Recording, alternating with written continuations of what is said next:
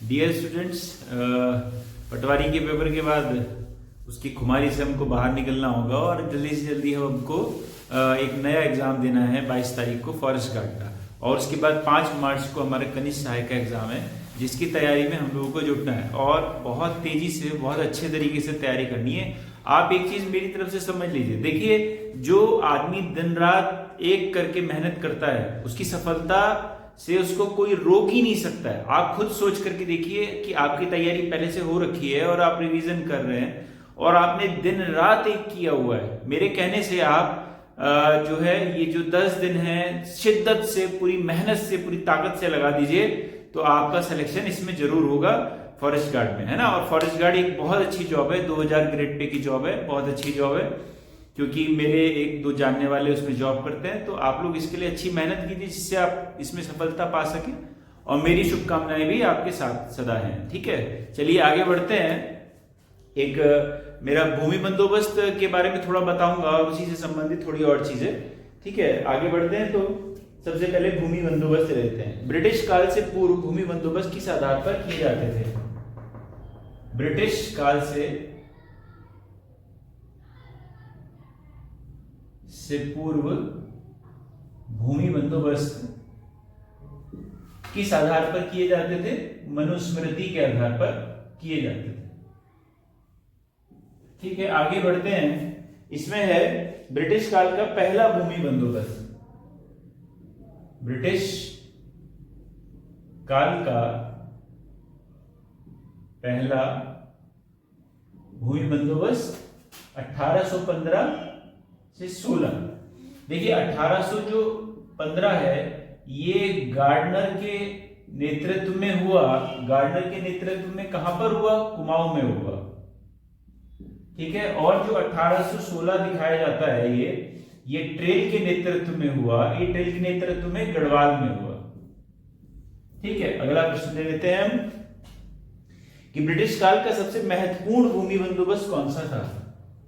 सबसे महत्वपूर्ण भूमि बंदोबस्त, ये सबसे जो महत्वपूर्ण भूमि बंदोबस्त था वो था बिकेट का भूमि बंदोबस्त, बिकेट। ठीक है, ये था 1863 से 72। ठीक है, इसे बिकेट का बंदोबस्त कहा जाता है। ये इसका अगर नंबर हम करेंगे तो 9वां भूमि बंदोबस्त था। आगे बढ़ते हैं। इसमें क्या है? वैज्ञानिक पद्धति पर आधारित पहला भूमि बंदोबस्त। वैज्ञानिक पद्धति पर आधारित पहला भूमि बंदोबस्त कौन सा था? वो था बिकेट का भूमि बंदोबस्त। ये इंपॉर्टेंट प्रश्न है। और एक और इंपॉर्टेंट प्रश्न है कि 80 बंदोबस्त किसे कहा जाता है? 80 बंदोबस्त किसे कहा जाता है?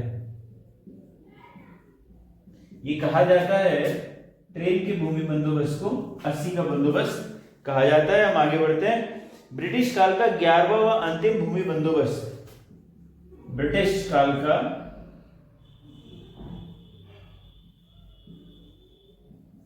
11वां व अंतिम, अच्छा कुल कितने हुए? 12 हुए। तो ब्रिटिश काल का 11वां व अंतिम भूमि बंदोबस्त है ये, है ना। ये किसके? 1928 में इबर्टसन के नेतृत्व में हुआ है ना, नेतृत्व में हुआ। लेकिन ये केवल जो है गढ़वाल भाग में ही इसका प्रभाव हुआ। ठीक है जी, ये ध्यान रखेंगे। फिर एक प्रश्न आता है, स्वतंत्रता के बाद 12वां भूमि बंदोबस्त कब हुआ? स्वतंत्रता के बाद जो अंतिम था, स्वतंत्रता के बाद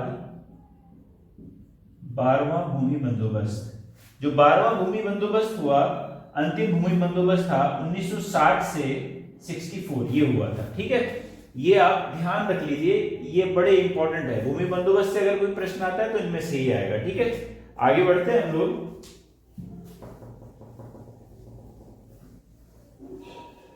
अभी तक भूमि बंदोबस्त से कोई प्रश्न पूछा नहीं गया है।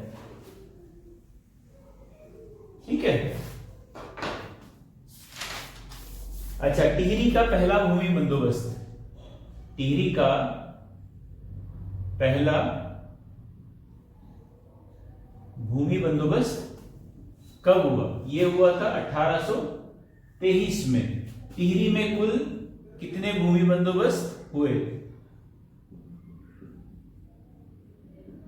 कितने भूमि बंदोबस्त हुए? 5। ठीक है, इसके बाद पांचों लिख लीजिए। 1823 में हुआ, दूसरा 1860 में हुआ, तीसरा 1873 में हुआ, चौथा 1903 में हुआ 73 के बाद, और फिर हुआ आपका पांचवा 1924 में। ठीक है, ये सबसे पहला हुआ सुदर्शन शाह के समय, सुदर्शन शाह, फिर हुआ भवानी शाह, कीर्ति शाह, ठीक है, फिर प्रताप शाह, कीर्ति शाह, और लास्ट वाला हुआ नरेंद्र शाह। ये 5 भूमि बंदोबस्त जो है टिहरी में हुए थे, इनको याद रखिएगा। आगे बढ़ते हैं हम, इसको देख लीजिए एक बार। ठीक है, किसान रत्न सम्मान कब शुरू हुआ? किसान रत्न सम्मान, किसान रत्न सम्मान 2010 में। ठीक है, आगे है बीज ग्राम योजना। मतलब बीज ग्राम योजना क्या है? बीज ग्राम योजना, इसमें क्या है कि 50% अनुदान पर बीज दिया जाता है। अनुदान मतलब सब्सिडी पर बीज उपलब्ध कराना। ठीक है, आगे बढ़ते हैं। चारा बैंक कहां पर है? चारा बैंक उत्तराखंड में कहां है? चारा बैंक है, चारा बैंक एक तो आपका है पंतनगर, और आपका दूसरा है पशुलोक ऋषिकेश, पशुलोक, ये ऋषिकेश में जगह पड़ती है। आगे है अति हिमीकृत वीर्य उत्पादन केंद्र, अति हिमीकृत वीर्य उत्पादन केंद्र, ये है श्यामपुर देहरादून, श्यामपुर देहरादून। आगे बढ़ते हैं। राज्य का प्रथम दूध संघ, राज्य का प्रथम दूध संघ, राज्य का प्रथम दूध संघ, ये हल्द्वानी में 1949 में शुरू हुआ। एक और है, जैसे यूपी के समय पे क्या था, पराग जो था वो दूध का सरकारी ब्रांड हुआ करता था। उसी प्रकार से उत्तराखंड के समय उत्तराखंड का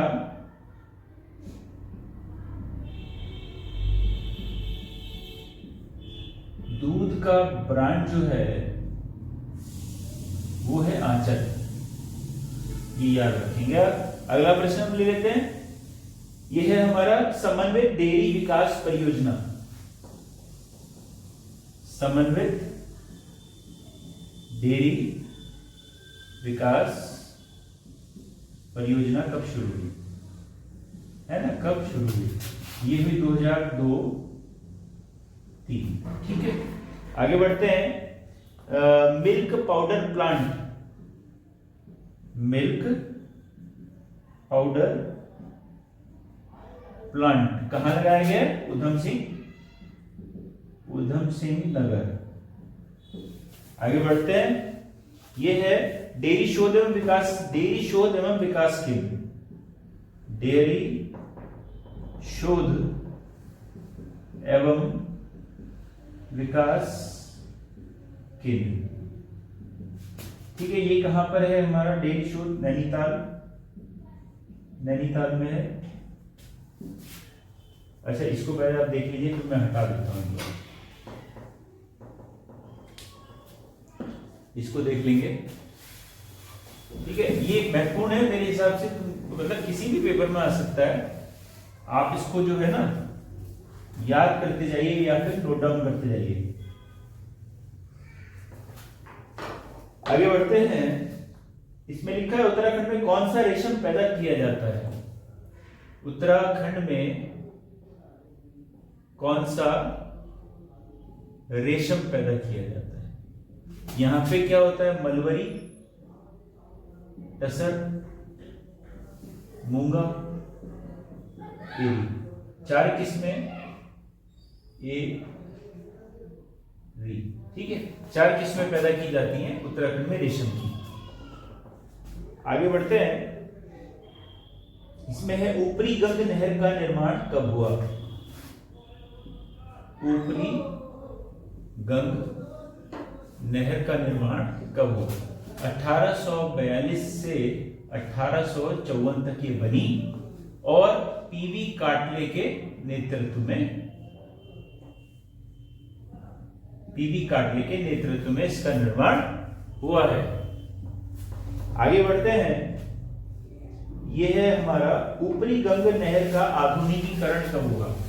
ऊपरी गंग नहर का आधुनिकीकरण कब हुआ? 1993। आगे बढ़ते हैं हम लोग। आधुनिकीकरण, ये 83 लिख लीजिएगा इसको, 83 में हुआ। शारदा नहर कहां से निकलती है? शारदा नहर कहां से निकलती है? ये निकलती है चंपावत के बनबसा से, है ना। और 1928 में इसका निर्माण हुआ था। आगे बढ़ते हैं। जमरानी बांध परियोजना कहां है? जमरानी बांध परियोजना कहां है? जमरानी बांध परियोजना जो है वो नैनीताल में है, ठीक है, और गोला नदी पर है। गोला नदी पर, ठीक है। ये दोनों ही इंपॉर्टेंट है। आगे नानक सागर बांध किस नदी पर है? नानक सागर बांध किस नदी पर बना है? ये बना है नंधौर नदी पर। नंधौर नदी पर। और कहां पर है? नैनीताल प्लस उधम सिंह नगर की सीमा पर। अगला प्रश्न है हमारा। अगला प्रश्न है टिहरी बांध का शिलान्यास कब हुआ? अच्छा, पहले इसको मिटा देते हैं, फिर टिहरी बांध के बारे में हम लोग लिखेंगे, है ना। पहले इसको हटा देते हैं, फिर लिखेंगे टिहरी बांध के बारे में। देख लीजिए आप इसको एक बार, ठीक है।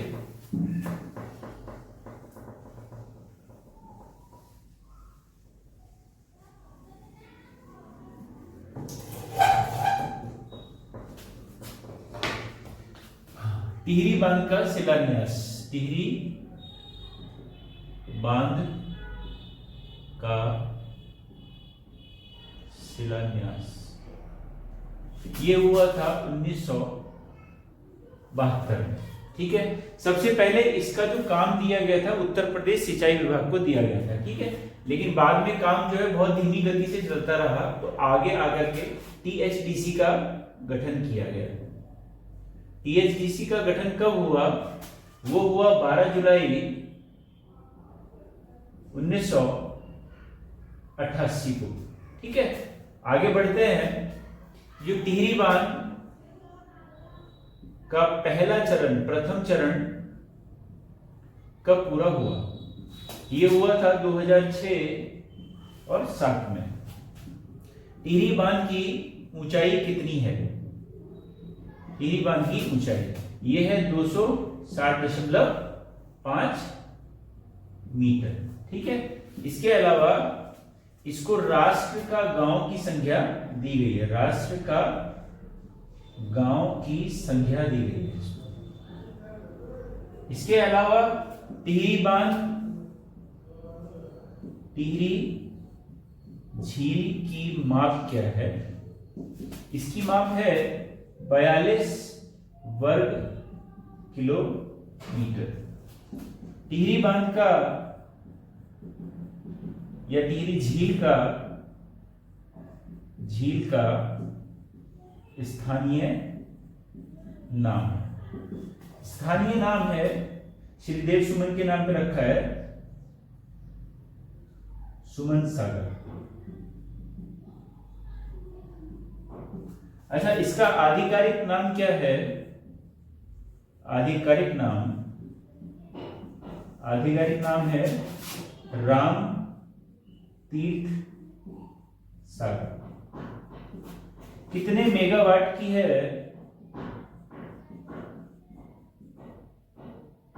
मेगावाट की है।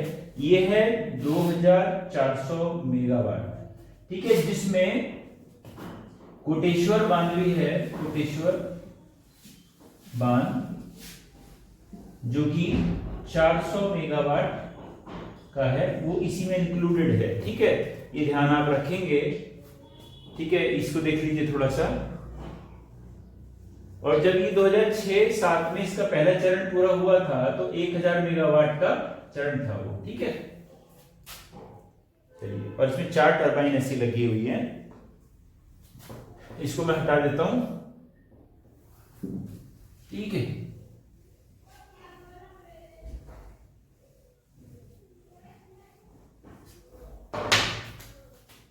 टिहरी डैम किन नदियों पर बना है? तो ये बना है भागीरथी प्लस भिलंगना।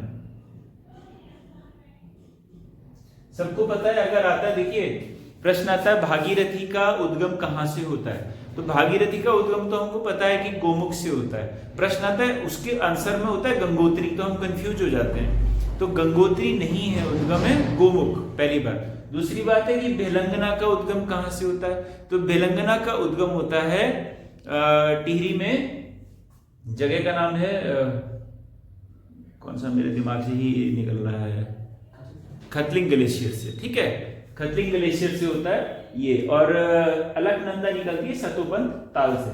तो इनको हमें याद रखना है कि नदियां कहां से निकलती हैं। अच्छा, टिहरी जो पुराना टिहरी था, वहां पर ये दोनों नदियों का संगम था, भागीरथी और भिलंगना का, और उसको गणेश प्रयाग कहा जाता था। ये आपको ध्यान रखना है। ठीक है, गणेश प्रयाग। ठीक है, चलिए आगे हम कहां तक पहुंचे हैं? टीएचडीसी का गठन हो गया, कोटेश्वर बांध स्थानीय नाम, सुमन सागर। ठीक है। अच्छा, भकार शब्द का इस्तेमाल क्या होता है? भकार होता है खाद्यान्न संग्रहण हेतु, है ना भकार। फिर है अगला, उत्तराखंड सिंचाई में सर्वाधिक योगदान। उत्तराखंड सिंचाई में, मतलब जो खेतों में सिंचाई की जाती है, सर्वाधिक योगदान किसका है? मतलब किससे सर्वाधिक सिंचाई की जाती है? तो नलकूप से की जाती है। ये आप याद रखेंगे, नलकूपों से सर्वाधिक सिंचाई होती है। और आगे बढ़ते हैं, उत्तराखंड में प्रथम डेयरी संघ। उत्तराखंड में प्रथम डेयरी संघ, उत्तराखंड में प्रथम डेयरी संघ हल्द्वानी। ठीक है, आगे बढ़ते हैं। यह है सबसे कम कृषि योग्य भूमि वाला जिला। सबसे कम कृषि भूमि योग्य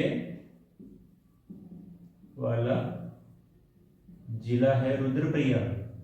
रुद्रप्रयाग जो पूरा जिला है ना, वो पूरा का पूरा पहाड़ी पर ही बसा हुआ है, मतलब समझ लीजिए। और बहुत बड़ा नहीं है, बहुत छोटा सा है वैसे। और सबसे कम और सबसे अधिक कहां पाई जाती है कृषि, है ना? वो कृषि पाई जाती है उधम सिंह नगर, उसका क्षेत्रफल सबसे ज्यादा है। ठीक है, उधम सिंह नगर। आगे बढ़ते हैं। यह है राज्य में 1824 में चाय की खेती किसने शुरू की? 1824 में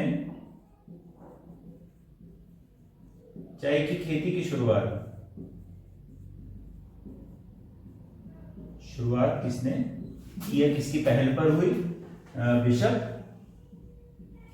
हेबर। ठीक है। 1835 में व्यापक पैमाने पर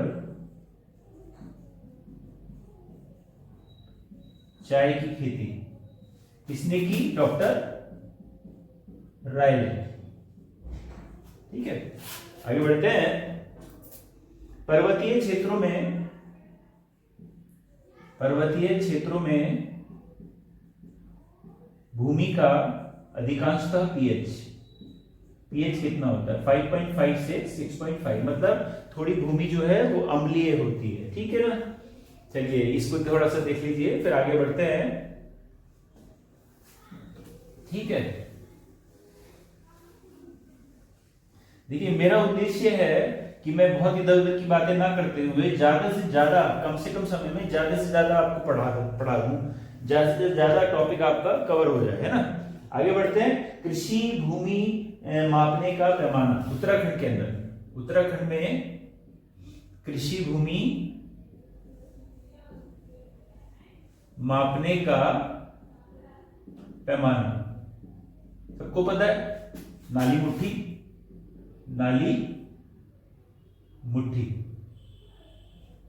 है ना, नाली व मुट्ठी। ठीक है, आगे बढ़ते हैं। उत्तराखंड में उत्पादित मंडुवे का निर्यात किसे किया जाता है? उत्तराखंड में जो उत्पादित मंडुआ है, जिसको कोदो भी कहा जाता है, का निर्यात किसको किया जाता है? वो किया जाता है जापान को। ठीक है, ध्यान रखेंगे। आगे बढ़ेंगे। 670 न्याय पंचायतों में 670 न्याय पंचायतों में फार्मर टू फार्मर अप्रोच कार्यक्रम कब शुरू हुआ? फार्मर मतलब किसान वाला, है ना? फार्मर टू फार्मर अप्रोच कार्यक्रम कब शुरू हुआ? 2005-06। ठीक है, आगे बढ़ेंगे। यह है मक्का उत्पादन में प्रथम जिला। मक्का उत्पादन में प्रथम जिला है देहरादून। ठीक है, और हमारा लास्ट प्रश्न है, उत्तराखंड के किस जिले में अत्याधुनिक चाय उत्पादन इकाई स्थापित की गई? उत्तराखंड के किस जिले में अत्याधुनिक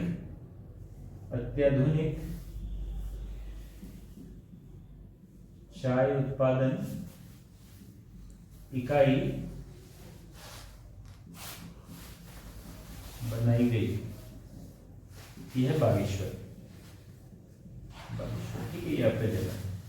देखिए ये आज का हमारा सेशन था पूरा का पूरा, लेकिन मैं आपको बता दूं कि शायद मैं हो सकता है धीरे चल रहा हूं, हो सकता है मैं तेज लिख रहा हूं, मुझे समझ में नहीं आ रहा है। वैसे अभी आप लोग कमेंट में बताइए कि ये तेज है कि धीरे है ना? और तेज बोला जाना चाहिए, और तेज लिखना चाहिए, या थोड़ा और स्लो चलना चाहिए? आप बताइएगा, जैसा आपका फीडबैक होगा उसी अनुसार हम लोग चलेंगे।